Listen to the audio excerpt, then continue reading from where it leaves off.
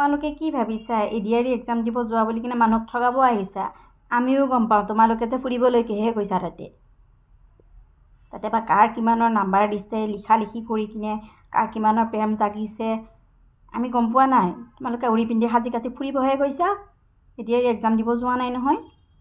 আৰু এক্সামত কি লিখিছা কি নিলিখিছা এইটো একদম ভগৱানহে জানিব ওপৰলৈ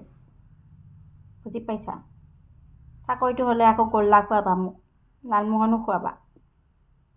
নোখোৱাকৈ নাথাকিবা পাহৰি নাযাবা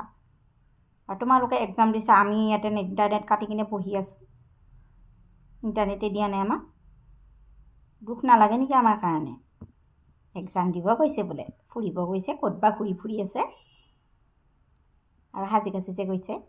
ছোৱালীসকল উখৰাম সিহঁতে ভাবিছে আজি কাৰোবাৰ এজন ল'ৰাক পতাব পাৰিলে ভাল আছিল আৰু ল'ৰাবিলাক ভাবিছে ৰবা হেণ্ডচাম হৈ যোৱা আজি কোনোবা এজনী ছোৱালী পতাব পাৰিলে ভাল আছিল এইবিলাক যদি মনত ঠাণ্ডা অহা নাই সঁচাকৈ কৈছোঁ সেইবিলাক মনত ঠাণ্ডা আপোনালোকৰ আহিছে 100% যদি অহা নাই মোৰ এখন কাণ কাটি দিব সেইবিলাক ঠাণ্ডা লৈ কিনিয়ে গৈছে এক্সাম দিবৰ কাৰণে মই জানো